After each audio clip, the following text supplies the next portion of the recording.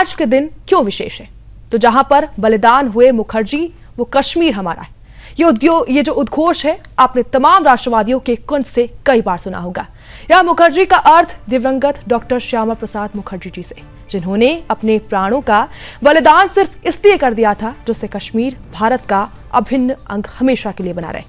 भारत की अखंडता सबसे बड़ी दुश्मन धारा 370 थी, जिसे जवाहरलाल नेहरू ने सिर्फ तुष्टीकरण की मानसिकता से ग्रसित होकर पूरे हिंदू समाज पर थोप दिया था। जब ये धारा पूरे देश पर थोप रहे थे, तब जो स्वर उनके विरोध में पूरे बुलंदी से खड़े हुए थे, वो थे डॉक्टर श्यामा प्रसाद मुखर्जी जी। डॉक्टर श्यामा प्रसाद मुखर्जी जी ने उनका आज के दिन 7 अगस्त 1992 को लोकसभा में एक जोरदार भाषण दिया था और जवाहरलाल नेहरू जी की आंखों में आंखें डालकर कहा था कि कश्मीर पर धारा 370 मत थोपो। तब उन्होंने कहा था कि इस धारा से ऐसे हालात बन जाएंगे कि अन्य भारतवासियों को कश्मीर जाने के लिए वीजा लेना पड़ेगा। उस समय तत्कालीन प्रधानमंत्री नेहरू ने अपनी अदूरदर्शिता दिखाई और बेहद हल्के अंदाज में कहा कि धारा 370 समय के साथ खींचते खींचते खींच जाएगी। आखिरकार डॉक्टर मुखर्जी की एक एक बात सही साबित हुई। ये धारा 370 इस देश के लिए नासिर साबित हो गई। पहले संदिग्ध हालातों में डॉक्टर मुखर्जी की हत्या की गई और बाद में एक एक करके कश्मीर हिंदुओं का नरसंहार हुआ।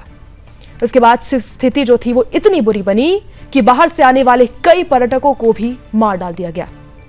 आखिरकार 5 अगस्त 2019 को मोदी सरकार ने भारत पर कलंक की तरह थोपे गए इस षड्यंत्र को साफ किया था।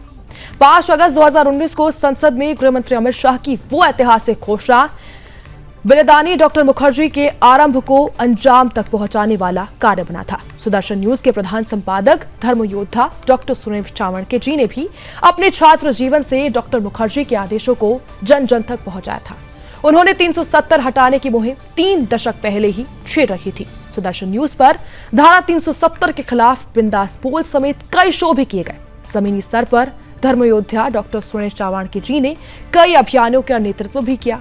5 अगस्त 2019 को जब संसद के माध्यम से ये धारा 370 हटाई गई थी, उसमें धर्म योद्धा डॉक्टर सुरेश चावड़के जी के तहत के अध्यक्ष के अथित प्रयासों का बहुत ज्यादा बड़ा योगदान रहा था।